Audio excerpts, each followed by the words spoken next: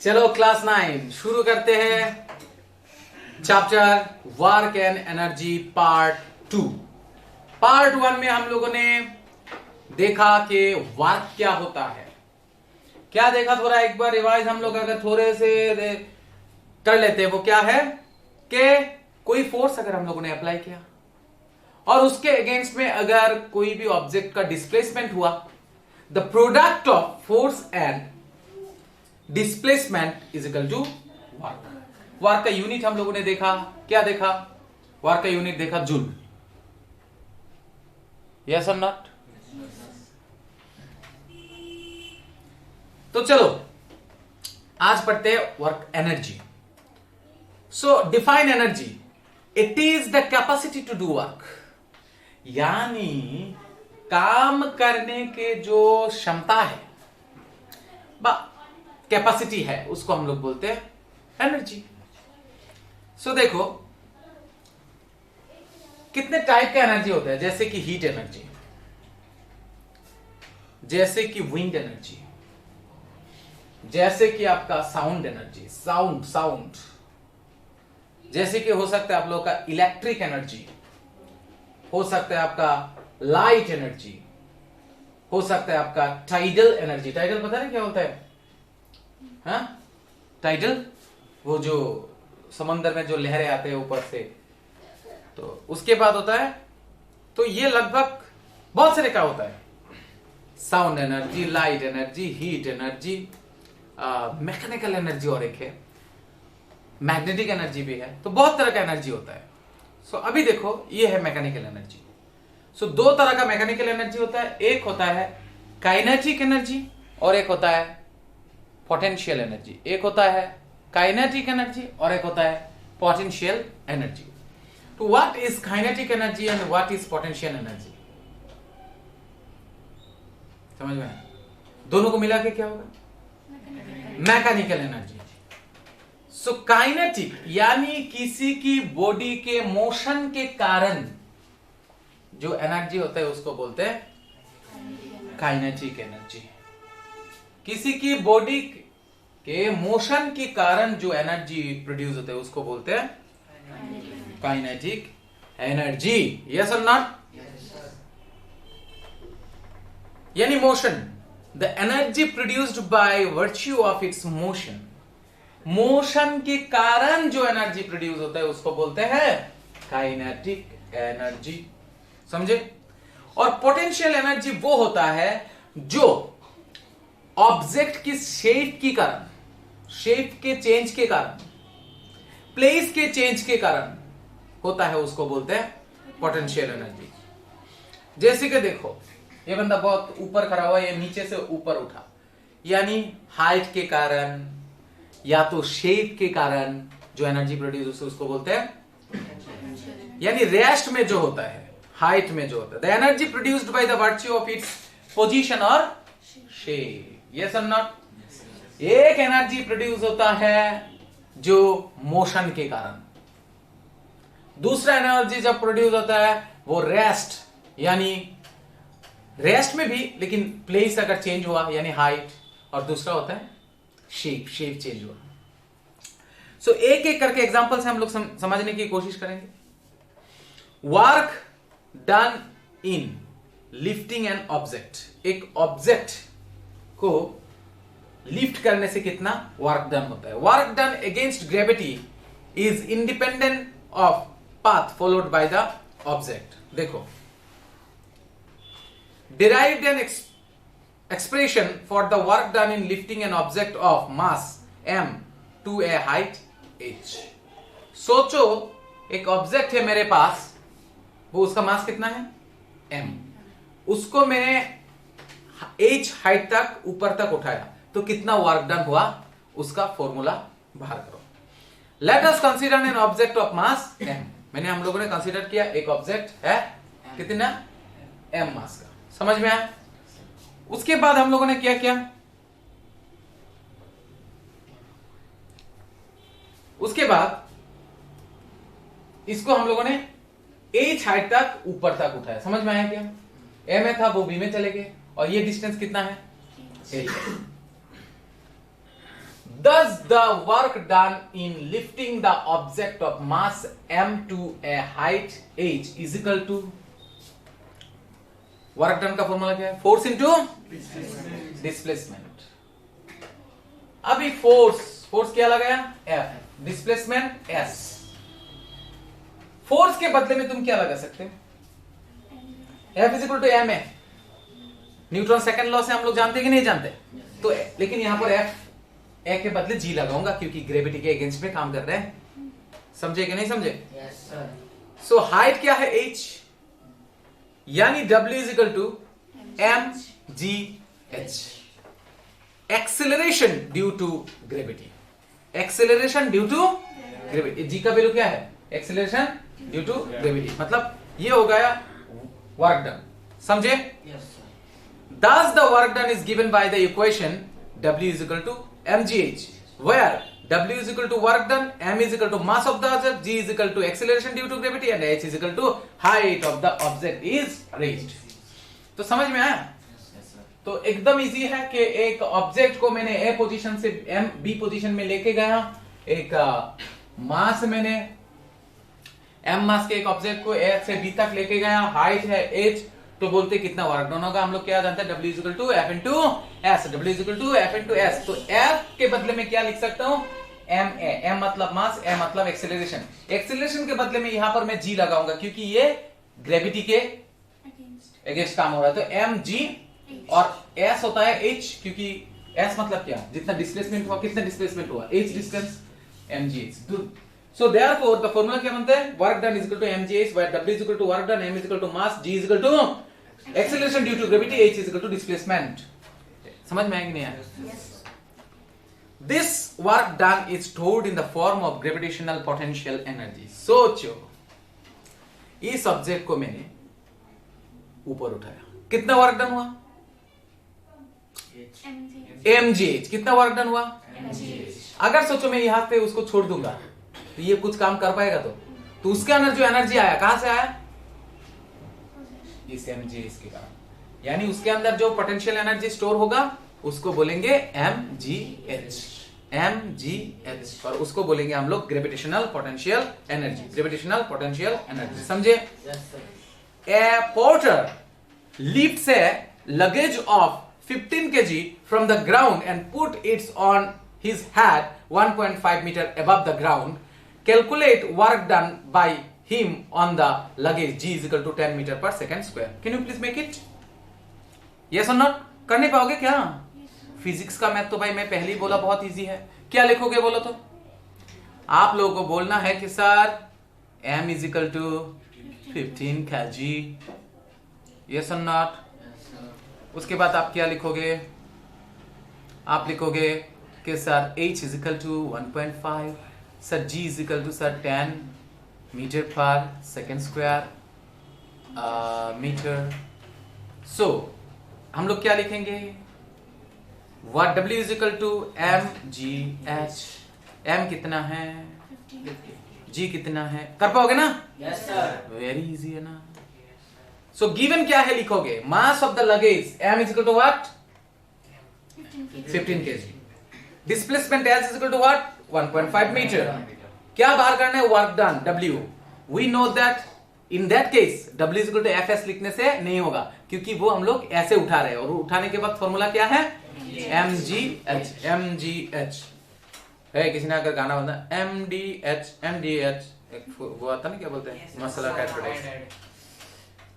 So w is equal to fs, अगर solution w is equal to f into g, 15 into 10 newton, तो W is equal to Fs। ऐसे भी अलग अलग बाहर कर सकते हो, नहीं तो डायरेक्ट भी mgh करके बाहर कर सकते हो। Any doubt? No sir. समझ में आया क्या? Yes, अरे भाई F इज इक्वल टू क्या है? F is equal to m है, a के बदले में क्या लगाओगे आप? g, और W इज इक्वल टू क्या है? F into s। तो s तो आपको मालूम है कितना है? 1.5। m आपको मालूम है कितना है? 15। g आपको मालूम है कितना है? 10। तो mg से मैंने f बाहर कर लिया, 15 इंटू 10 क्या हुआ? f का यूनिट न्यूटन होता है। W is equal to f into S. f आपने अभी बाहर किया, s आपने दिया हुआ है 1.5 मल्टीप्लाई किया 225 जूल। यस और नॉट? Yes, sir. समझे कि ना? Thus the gravitational potential energy of the body depends on the path along which the body is moved. अभी देखो यहां पर एक क्वेश्चन गया कि पाथ के ऊपर पोटेंशियल एनर्जी डिपेंड करता है या नहीं करता है। ग्रेविटेशन चैप्टर में हम लोगों ने देखा था कि heavy object and lighter object दोनों को अगर एक साथ छोड़ दिया जाए, दोनों एक ही साथ गिरेगा, क्योंकि किसी के ऊपर वो जो खिंचावट धरती के ऊपर वो स्मॉल एम के ऊपर डिपेंड नहीं करता। यहां पर पूछा गया कि does the gravitational potential energy of the body depend on the path along which the body is moved, मतलब एज के ऊपर डिपेंड करता है या नहीं करता है। केस 1 देखो, सीधा ऊपर हो गया, ए से लेके बी तक पहुंचा, एच है। Work done is moving the body along the path A B to raise it to a height H, W is equal to Fs, W is equal to M, F के बदले में क्या लगाओगे? mg, S के बदले में क्या लगाओगे? H. जितना डिस्प्लेसमेंट हुआ, कितना डिस्प्लेसमेंट हुआ? H.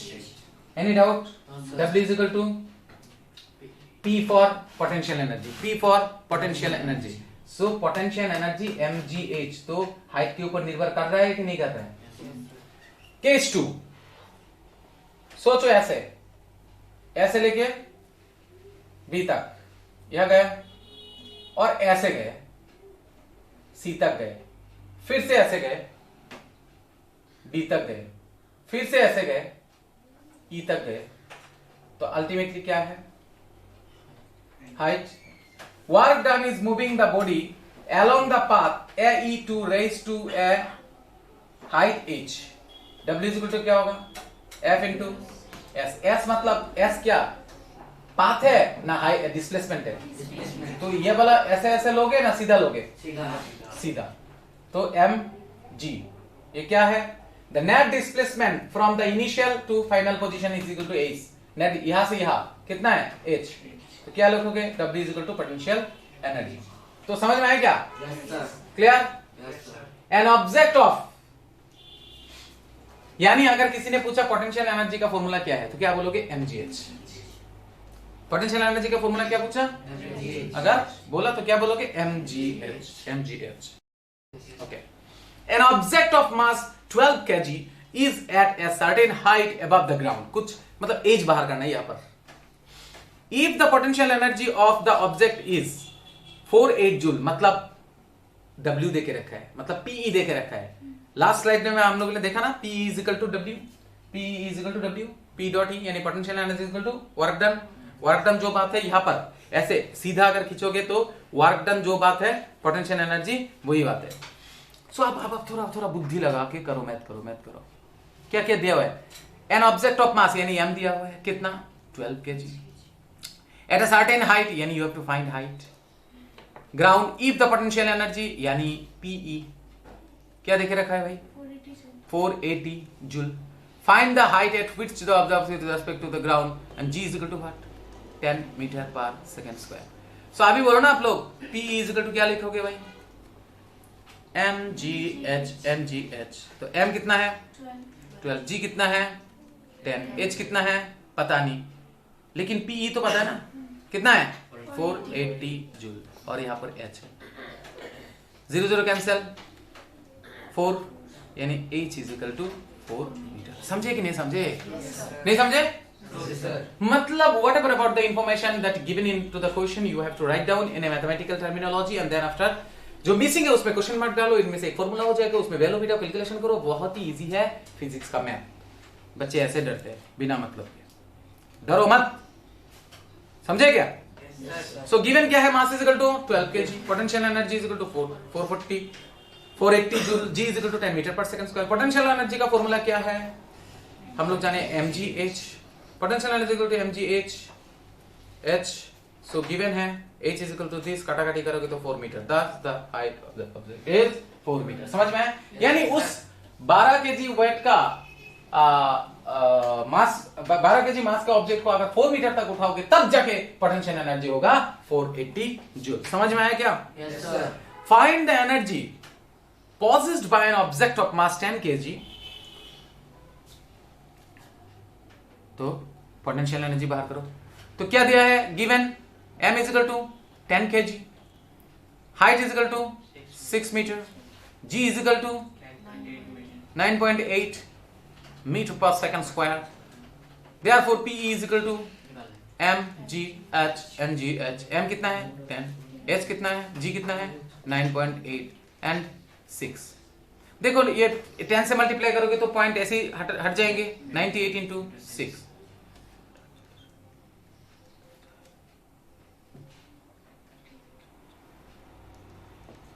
This what? Joule. Any doubt? नहीं समझे? हाँ?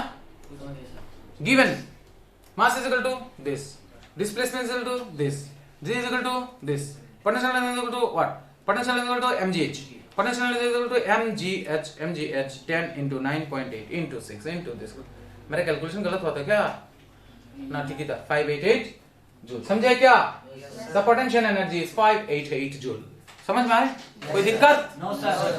Work and energy. Work done is term of change in kinetic energy. अभी देखो वो तो वर्क डन हुआ था पोजीशन चेंज होने के कारण.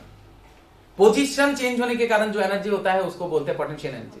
लेकिन मूविंग के कारण जो चेंज होता है उसको बोलते हैं काइनेटिक. काइनेटिक मतलब emotion. To find the work done by the force in case of change in kinetic energy उसको बोलते हैं half mv square. Formula half mv square. Derive the expression of work done in term of change in kinetic energy. देखो in time of kinetic energy में जो work done होगा ना वही तो काइनेटिक एनर्जी होगा. जैसे कि कुछ ऑब्जेक्ट को पोजीशन चेंज करने के जो वर्क डन हुआ था वही तो पोटेंशियल एनर्जी हुआ. नहीं समझे? कोई भी ऑब्जेक्ट को नीचे से ऊपर उठाओगे, नीचे से ऊपर उठाओगे, नीचे से ऊपर उठाओगे, जो वर्क डन होगा वो पोटेंशियल एनर्जी में स्टोर होगा. उसी तरह से कोई ऑब्जेक्ट ऐसे मोशन के कारण उसके अंदर जो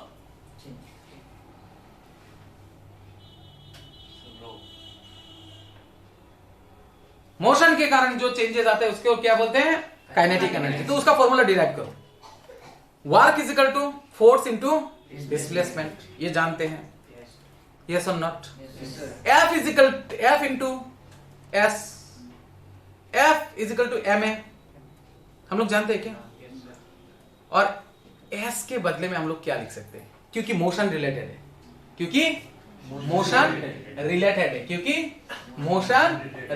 clear?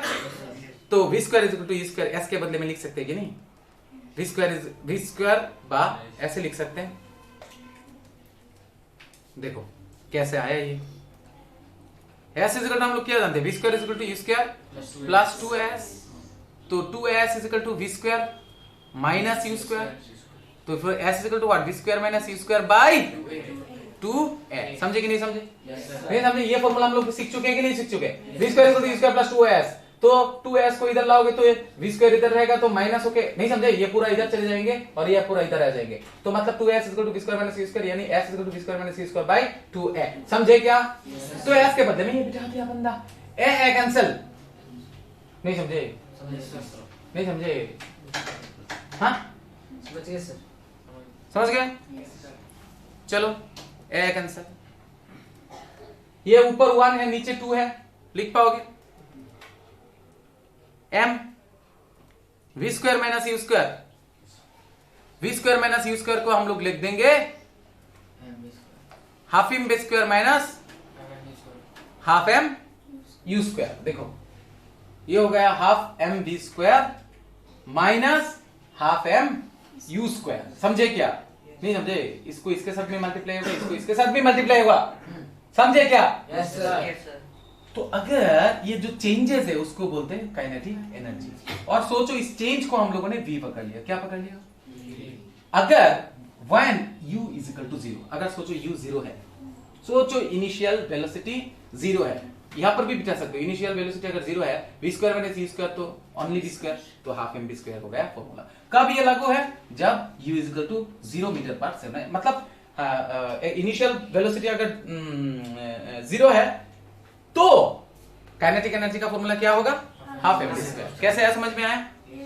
Work is equal to force into displacement. Therefore w is equal to f into s. s is equal to v square minus u square by 2a. From where? v square is equal to u square plus 2as. समझे? Yes sir. a cancel. Half m v half M V square minus U square. तो U square के बदले में 0 बैठा दो तो formula क्या बनेगा, हाफ एम वी स्क्वायर। समझे कि नहीं समझे? Any doubt? The work done is equal to the kinetic energy when an object starts from the rest. Kinetic energy final is equal to kinetic energy initial.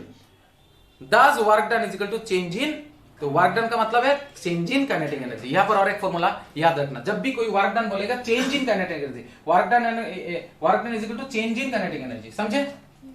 चलो, an object mass 15 kg is moving with a uniform velocity of 4 meter per second square। तो आप बोल सकते हो u is equal to 0, v is equal to क्या ये 4 meter per second square। what is the kinetic energy? so आप लिख सकते हो half m, m is equal to 15 4 meter per second। तो हाफ इंटू m कितना है 15, v कितना है 4 इंटू 4, 2 बार है ना, तो 2 से काटोगे तो 2, 15 two 30 into 4 120। Obviously work done का यूनिट जूल ही होगा ना, समझे कि नहीं समझे? तो जो भी गिवन है लिखो, mass is equal to 15 kg, velocity is equal to 4 metre per second square, therefore kinetic energy is equal to half M V square. बेटा दो भाई, बेटा दो, हाफ एम का वैल्यू कितना है 15, वी का वैल्यू कितना है 4 स्क्वायर, काटा काटी करोगे तो 2, 15 टू 30 यानी 120 जूल। समझे कि नहीं समझे? The kinetic energy of the object is 120 joule. समझे क्या? Mass change its velocity from 5 metre per second to 2 metre per second. Calculate the work done by force. Calculate the work done by force का मतलब क्या होता है? देखो हम लोग क्या जानते हैं भाई, तो जो भी गिवन है वो लिख लो। क्या गिवन है? m is equal to 20 kg। अच्छा, v is equal to 2 metre per second और u is equal to 5 metre per second. यानी आप बोल सकते हो work done is equal to kinetic energy final minus kinetic energy initial. नहीं समझे? Kinetic energy क्या बैठोगे, half M V square minus half M U square. तो यहां से हाफ एम कॉमन ले सकते हो, यानी V square minus U square. तो हाफ एम कितना है रे भाई 20, वी कितना है 2 स्क्वायर माइनस यू कितना है 5 स्क्वायर।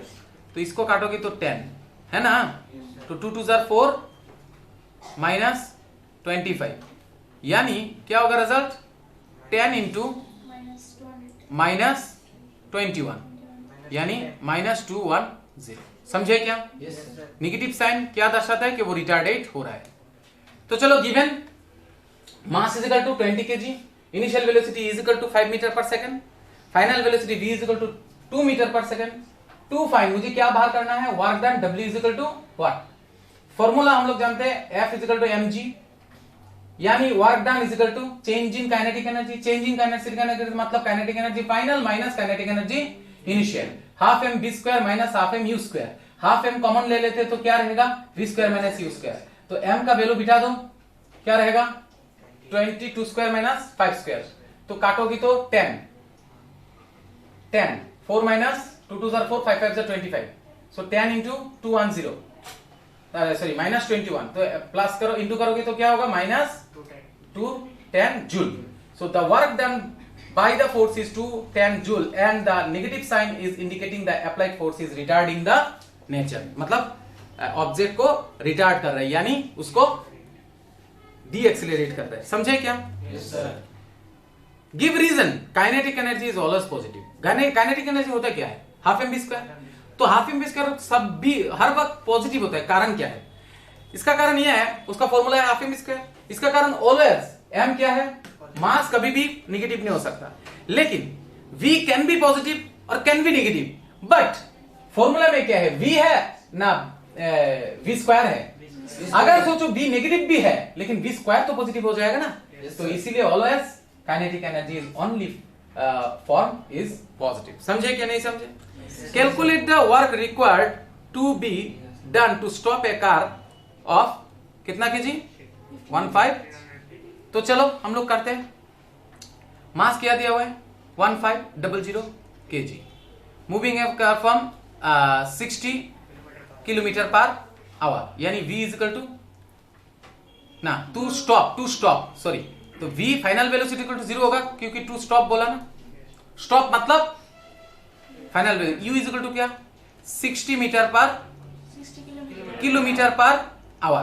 किलोमीटर पर आवर को कैसे करते हैं, 60 इंटू उसको मीटर में लोगे 1000 से मल्टीप्लाई करना है और नीचे 60 इंटू 60 देना है क्योंकि सेकंड से मीटर, अरे आवर से मीटर, मीटर से सेकंड, 0 0 कैंसिल, 0 0 कैंसिल, 10 से काटोगे तो 5, नीचे 3 यानी 60 इंटू 5 बाई 3 6 18। ऑलवेज किसी भी याद रखना, किसी को भी नंबर को यानी किलोमीटर पर आवर को अगर मीटर पर सेकंड में लेना है, किलोमीटर पर आवर को मीटर पर सेकंड में लेना है तो 5 बाई 18 से मल्टीप्लाई कर दो, समझे क्या?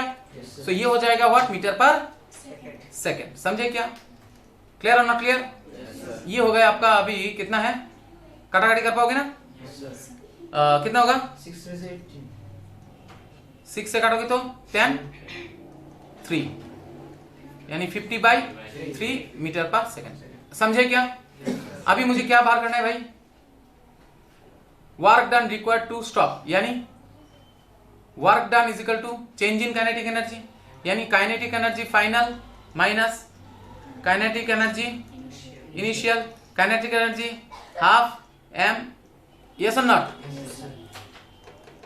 Half m v square minus half m u square, तो हाफ कॉमन ले लो, m कॉमन ले लो, क्या रहेगा v square minus u square, half m कितना है 1500 इज इक्वल टू v कितना है पता नहीं भाई, 0 नहीं समझे, v कितना है 0 इसका स्क्वायर माइनस u कितना है 50 बाई 3, इसके ऊपर होल स्क्वायर, तो 2 से काटोगे तो कितना होगा 750, यानी 750 इंटू माइनस 50 5 5 25 और 00 नहीं समझे, बाई 3 3 9, समझे क्या? Any doubt? इसको कैलकुलेट कर पाओगे? Any doubt?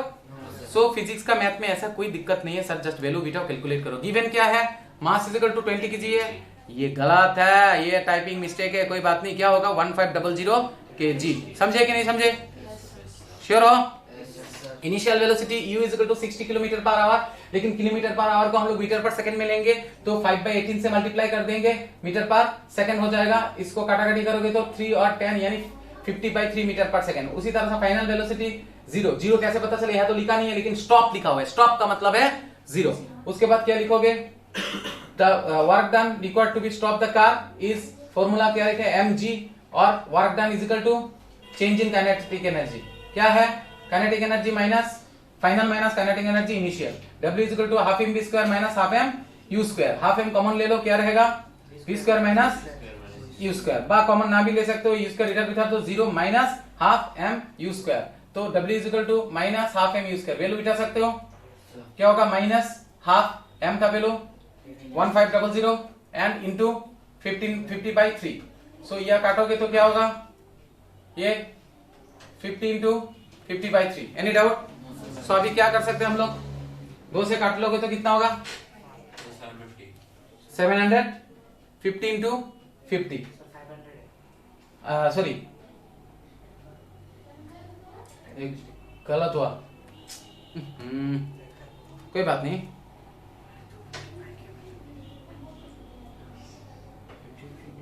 हाँ उल्टा काटा हुआ, 3 से काट लिया तो कितना होगा 500 और 2 से काटा तो 250 हुआ, समझे? ये एनिमेशन में ये पहला गया यार, कोई बात नहीं, 3 से इसको काटा तो 500, 2 से इसको काटा तो 250, any doubt? No sir. Okay चलो ऊपर वाला सारे मल्टीप्लाई कर दो, माइनस साइन रहेगा, 250 रह गए, 50 रह गए, 50 रह गए, नीचे 3 है, सारे का मल्टीप्लाई कर दो, कैन यू प्लीज मल्टीप्लाई, 3 0 और 25 इंटू 5 मतलब 125 5 इंटू 625 300, समझे कि नहीं समझे? यानी w इज इक्वल टू अगर 3 से काटाकाटी करोगे तो इतना आएगा -2083333.3 जूल, समझे कि नहीं समझे? Any doubt? क्लियर और नॉट क्लियर? आशा करता हूँ पूरा समझ में आया होगा आप लोगों को। सो ये खुद आप लोग पॉज दे के वीडियो को खुद ट्राई करना, समझे कि नहीं समझे? तो आज यहीं तक रहने देते, थैंक यू वेरी मच।